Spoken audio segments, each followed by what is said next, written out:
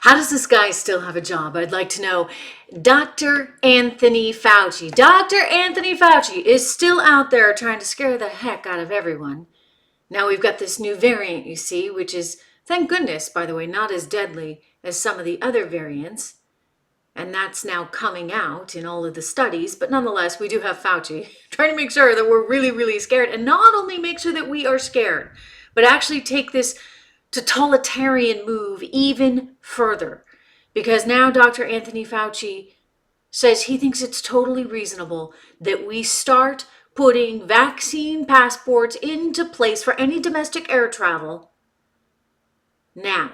Hello, everyone. Welcome to the Trish Regan Show. I am Trish, and there's a lot of things I'm going to say today, but there's a lot of things I can't say today, which is why I want to encourage you to go to Locals. I have just signed up on the Locals platform, and there's sort of an additional leg to this show, if you would, over there on Locals, trishregan.locals.com.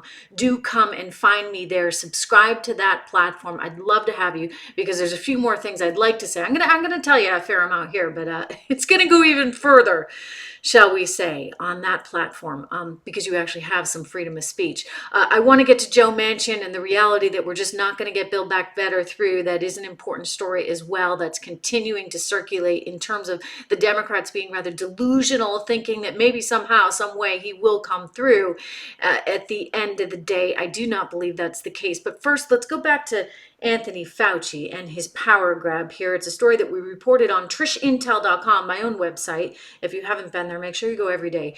Watch the stories that we're looking at there at trishintel.com, because you've got basically Anthony Fauci really, again, doing what I would call a kind of overreach, if you would. An overreach because somehow he thinks it is perfectly sane to effectively require, if you want to go from one state to another, require that you show proof of vaccination. He said this is something that we should be looking at because it might, on the margin make a difference. People that aren't vaccinated right now, they'll get vaccinated because they want to travel.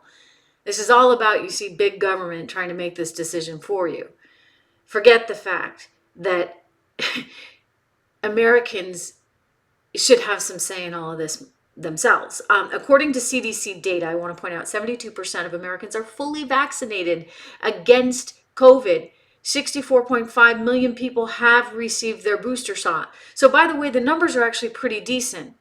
And yet this administration is always looking for excuses as to why now everybody's getting this Omicron variant.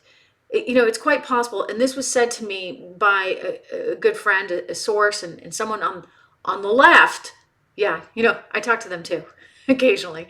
Someone on the left said to me, we ought to thank South Africa. We ought to thank them because at least it's not that horrific a variant and it's not causing the same kind of damage. I mean, if you have underlying conditions, if, for example, you're obese, which I know that we can't really talk about these days because, nobody seems to be wanting to have that conversation. But if you have an underlying, condition like that, diabetes, obesity, other issues, heart issues, then yes, you're still going to have a problem with it. But their point was, hey, at least this has the opportunity to go through our population so quickly that maybe people come out with an even better kind of booster, if you would. Now, I'm not allowed to say that, right? But, someone on the left maybe can. The problem, I guess, fundamentally is that we just have a government that is using this variant, and they'll continue to use more variants as a kind of excuse. I just see this as a really large power grab, and I'm not okay with that. And by the way, I'm okay. Let's just be clear. Like I'm not someone who's like, okay, I'm not getting vaccinated. I've been vaccinated. I'm all for that. And by the way, credit to the Trump administration, for goodness sakes, for getting those things through. That's his vaccine. He's the one who peeled back all those layers of regulation and all that red tape so that we got the vaccines in the first place. But nonetheless, I do believe that's an individual decision. Well, now we've got the government saying it's no longer an individual decision. We want to be able to have the ability to enforce this on all domestic airline. Before you know it, what's going to happen is that if you just want to cross a state line or a county line, you're going to probably have to do this as well. Show proof of vaccination. So these vaccine passports are becoming very popular. So let me just ask this question. If we're going to take this logic forward and you have to prove that you're vaccinated, what about just proving that you're American when you go to vote? Oh, but wait, no, you don't even need to be American. Silly me, silly me. I mean, you got 800,000 people that this city of New York wants to be able to vote that are non-residents of the United States of America, non-residents of New York State, but somehow they're going to get to vote in those elections because New York wants that. So you understand the double standard, what's really going on here. And Fauci has been so all over the place consistently. You got to give him that, consistently all over the place, that now for him to come out and push this agenda, I just don't know how much this is going to fly with people anymore. I think they're getting really, really, really tired of it. I just want to remind everybody, I do have a lot to say on this, and I encourage you to find me on Locals, wonderful platform that really is all about free speech. TrishRegan.locals.com. Again, TrishRegan.locals.com. You can find me there. I want to turn briefly to this idea that so many Democrats are saying, oh, we're going to get Build Back Better through. Joe Manchin's going to come around. He's going to come around. Here we go again, right? I mean, this is what the White House was trying to spoon feed the media when Joe Manchin himself was saying something actually entirely different. If you read the tweets, if you read the op-ed in the Wall Street Journal, I do not think, thank goodness, hallelujah, we're ever going to get there with Joe Manchin. In fact, I'd love to see him join the Republican Party, but you do notice how the Democrats are trying to put all kinds of pressure on him, including with unions there in West Virginia, in an effort still to revise this thing. I mean, have you ever heard the expression, quit while you're ahead? Right?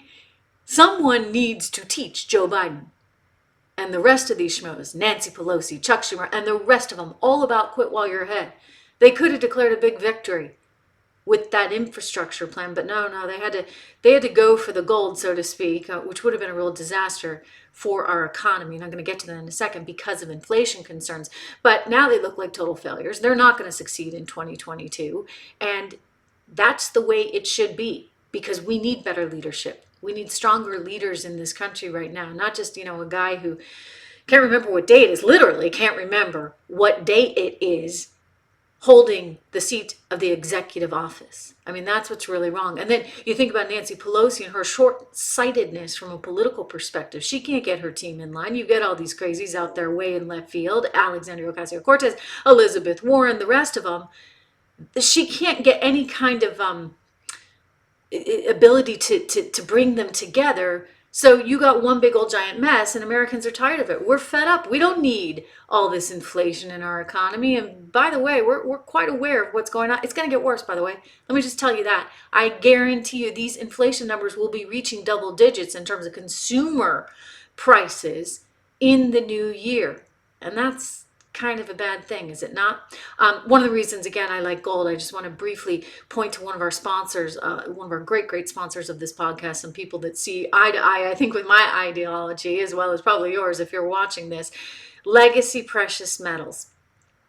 We are going to have more inflation. It's one of the reasons why I've always looked at gold as a kind of hedge against that. Now, I believe in a diversified, well-diversified portfolio, and part of that diversification includes being invested in gold. And so when I invest in gold, these are the guys that I turn to, Legacy Precious Metals. You can find them online at legacypminvestments.com, legacypminvestments.com. Their phone number is 1-866-589-0560. Tell them Trish sent you. I know the guys there well, and they'll take very good care of you. 1-866-589-0560. They'll help you figure out how you can work gold into your portfolio. And it's something you should do. It's something you should do just given what we're dealing with right now and what we're going to continue dealing with on a regular basis here.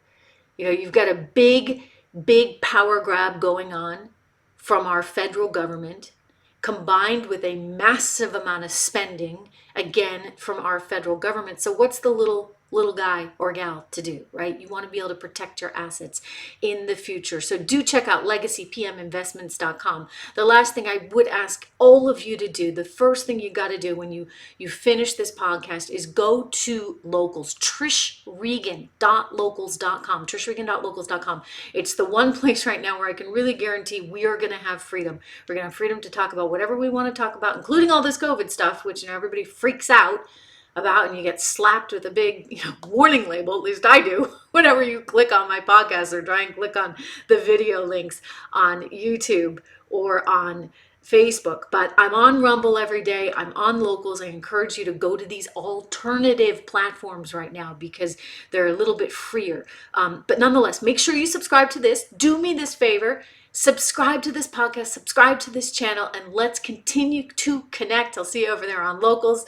I hope you had a wonderful holiday. I had a great Christmas myself, by the way. Some family around, and that's what matters, right? That's what really, really matters. And I'm looking forward to a heck of a New Year's. I'll talk to you later.